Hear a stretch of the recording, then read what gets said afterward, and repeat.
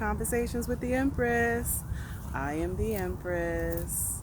And today we have another episode of the Raw and Real Wednesday featuring my special guest. Who are you? Big A from the group home. Straight from out of Baltimore, 21215. 15. So, I am changing up the format for Raw and Real. It's now Raw and Reel, REEL. So every week we're going to find a reel that we find conversation worthy and we're going to discuss it. So, y'all check out this reel and we'll be back with a combo. My 10-year-old son heard you call me a fucking nigger. I want you to know this. And it's unacceptable. The family has patronized dealers for many years.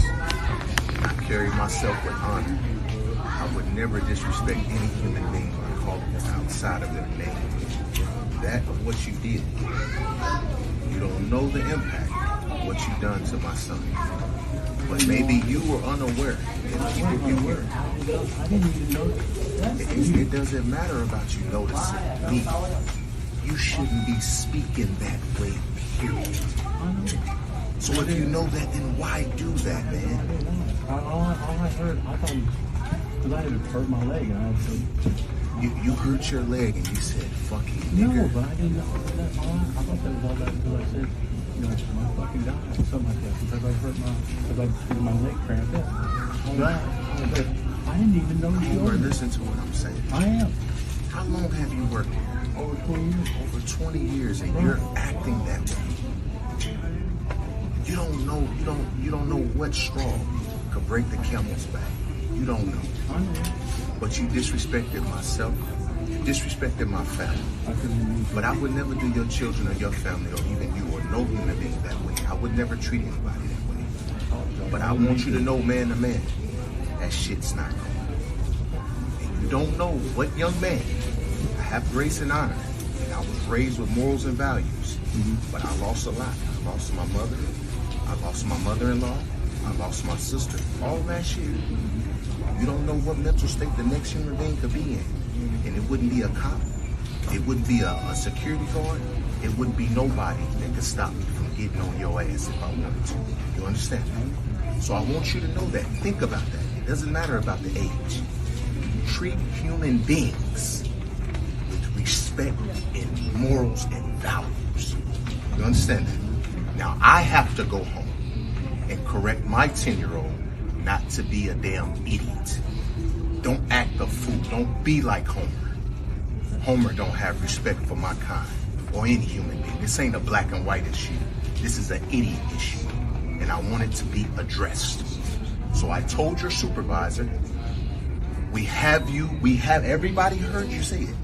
So I want the whole store to know you was dead wrong.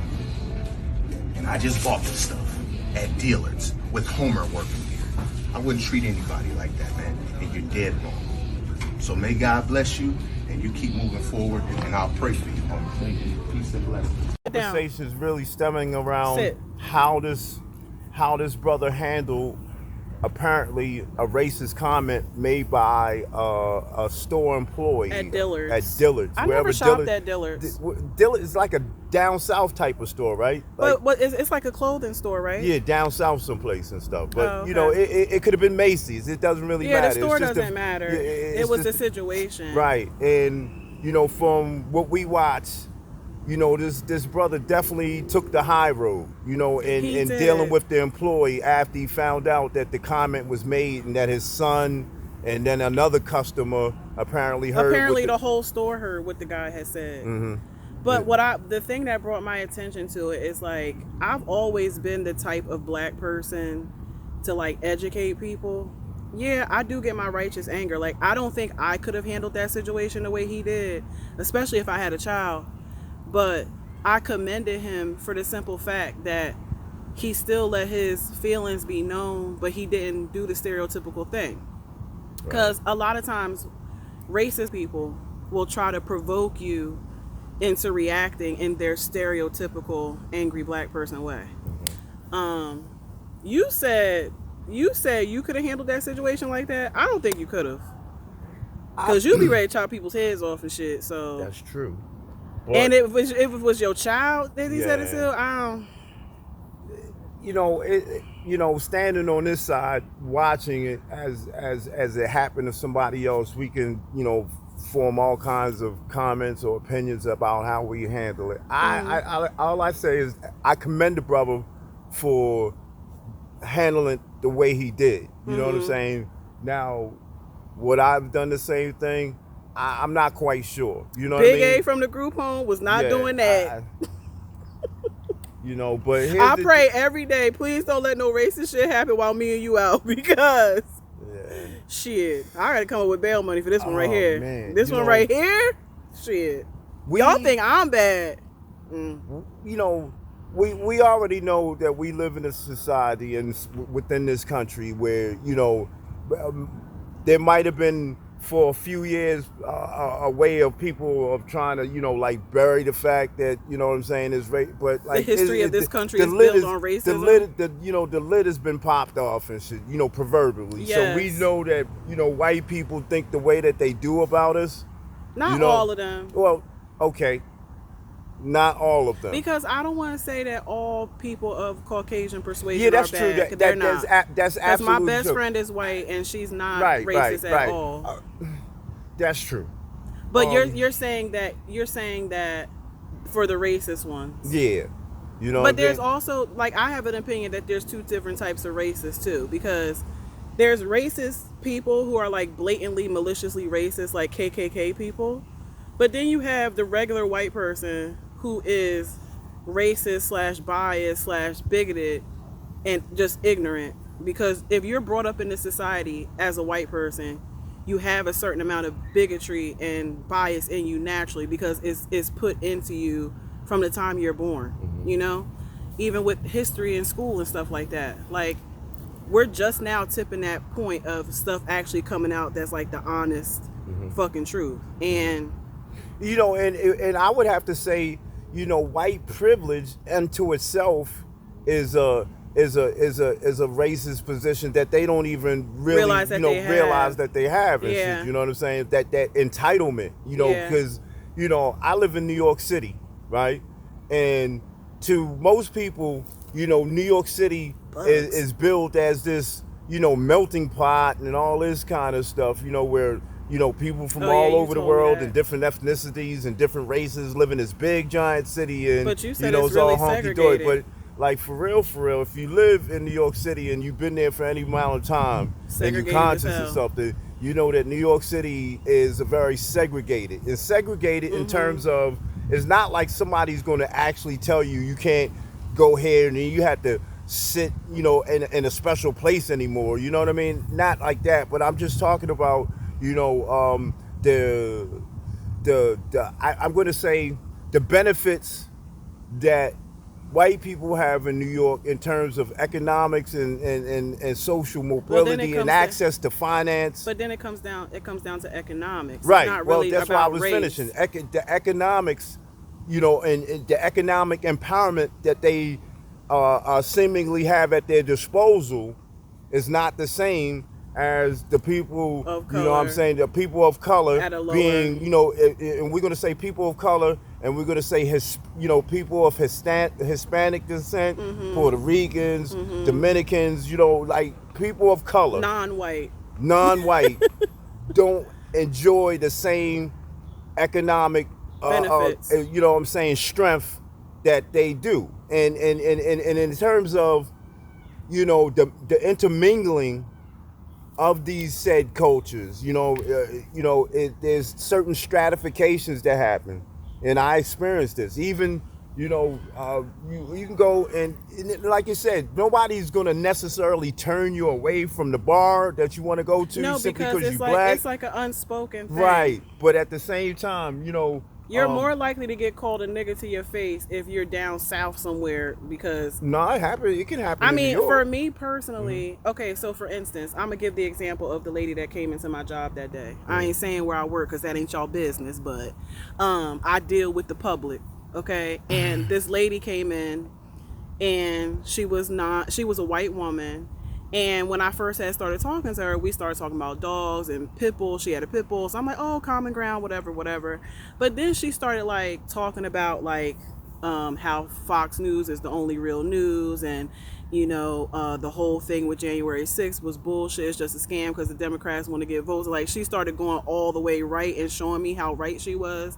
But I'm smart enough to know that sometimes up here, living up north, a white person is not just going to come to my face and call me the N-word. They're going to do certain things to let me know where they stand and hope that I react in a way that so they can say, oh, see, so that's what I said. They're all like that. Da, da, da, da, da. And I knew that she was doing that in that moment. But that's the type of racism that I deal with up north. But when I was growing up in South Jersey, I dealt with skinheads and KKK people right in my face when I was in South Jersey. So racism comes in all different levels and all different forms. And I just happen to be sensitive to it because I'm awake. But it happens all the time, and sometimes people don't even realize it's happening. But in that situation on that reel, I commended him because he took the time to like address him. He didn't just haul off and slap him, which he was rightfully so could have did that. I feel like if you call a black person the N-word, you should be prepared for whatever plethora of reactions you're going to get, because there's so much pain and history behind that word. I commend him because he was level-headed and just said that conversation in front of that guy, in front of his kids, so the kids could see it and everything. I've never been the one really to pop off and slap a racist person, but like I was telling Aaron, like when I had my locks, white people would come up to me and be like, oh, can I touch your hair and stuff? And that's like a controversial thing with white people. You see all these ants, bro? Yeah, I know. That's where we sitting under a tree. Kill them. Sorry, I don't like bugs, y'all. They biting too. Are they? They bit you? Yeah. Look at my arm. When? Just now? No, look, you see I got a bite here, I got a bite here. I'm like, Oh, that's probably a mosquito. Whatever. They bit Peach too. But like when white people used to come up to me and ask me, can they touch my hair? I would let them, because for me, that's not you coming to me being racist. That's you coming to me being curious about me and my culture. And I'm going to take that opportunity to educate you, because what if they never ever had another chance to ask a black person that? Even with like all this non-binary and all these different terms for people now, there's so many questions that I would love to ask, because I don't want to sound ignorant when I'm talking about stuff. That doesn't mean that I'm homophobic or whatever. It means I don't know. Right. And you got to commend people for seeking knowledge to find out, so they're not ignorant, But, I will say, and this is just a PSA, it ain't slavery time no more. Right. So if you're a racist white person and you think you're going to come up to a black person and just call them the N-word and you're not going to get a reaction or possibly get your ass whooped, you are sadly mistaken. Right. It's not slavery time no more. You ain't taking that bullshit no more. Fuck that. It's not slavery time no more. But you said that you would have been able to react level-headed in that situation. I think so. Sometimes I, in my age at this point in time, in spite of what I may feel initially, and that might be, a tendency to have a violent thought about something, the resolve will kick in, and okay, if I do this, then I know that potentially I'm gonna be in an even worse situation. So it's that kind of consequential thinking, But that's annoying. That's annoying and unfortunate that we as black people, we have to always put on some type of armor, so to speak, or some type of, what am I looking for? What's the word I'm looking for? You ain't got to go that far. Listen, we had soldiers that fought in World War I, World War II, for this country, for the flag, and they still came back and got treated like shit. That's true. And this is after making the ultimate sacrifice. That's true. Time and time again. Yeah. So, apparently that sentiment, that racist sentiment, is still alive and well, and it's veiled, to a certain extent, and then it becomes unveiled, and then you absolutely know who you dealing with. Well, it's really unveiled now. So I feel like this is the most unveiled it's been, at least in my generation. But what y'all think? Do you think that Do you guys think that he should be commended for handling it level-headed, or do you think he should have ripped them, slapped them, called in the troops, or what? You know, he did what he thought was appropriate, and you know, as a result, he didn't go himself. He didn't wind up, you know, going to jail. That's true. He went home with his kids and got to you know educate what I mean? his So, kids. like, let's Hopefully just that say, employee got fired or something though, because he did say he told his supervisor, and he got that whole thing on camera. Right. So here's the deal, you know, sometimes you gotta. He had a child with him, so like if he'd have done something untoward, like you know, interacted with that dude with a slap or whatever, that would have been it. Right. They'd have been you know what I'm saying? Because you could say, well, he might have called you that, but he didn't put his hands on you. Touch you, yeah. And so like you know, there you go. Don't be provoked, y'all. And inside the this. department store, there would have been no justification for that. You know what I mean? Like, oh, he caught. No, well, you still punched him out and slapped him around. You know, and that's assault in most states. He deserved to be punched and slapped. He could have deserved it, but you just can't be doing that. Exactly. So he had a small child. But they need to realize you can't just be calling people niggas neither. Okay. Right. So. Because just because that man reacted that way level-headed, don't mean the next black person won't slap the hell out your ass. And you know, and see, like we so primed through, you know, I'm going to say it and call it like it is, a religious, you know, indoctrination to turn the other cheek bullshit that, you know, we keep doing it. To a fault. Like, to a fault. Yeah, At some point, you got to just face the shit and handle your handle. Like, I'm only turning my cheek but so much, all right? I ain't got that many cheeks, okay? She got enough. That's not the subject, babe. But let us know what you think. How would y'all handle that situation? Has anything like that ever happened to you? And if it has, keep your head up. We all in this fight together, okay? Do you have anything else to say, Big A from the group home? Man, just stay alive. Stay alive. Keep your head up. Keep your head on a swivel. Keep your head on a swivel. Keep it moving forward. You know, and live to see another day each day. With that, Big A from the group home and the Empress, we out. Make sure y'all go hit the like, share, and subscribe to support. And subscribe. Yes, and support Black Love because y'all see it. Support the Black Love, okay? There we go. Bye.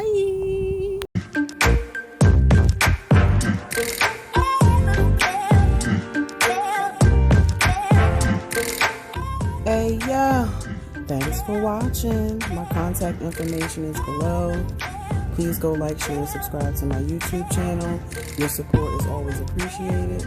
But if you want to show that support with them dollars, though, throw your girl a cash app, you feel me? Until we meet again, smooches.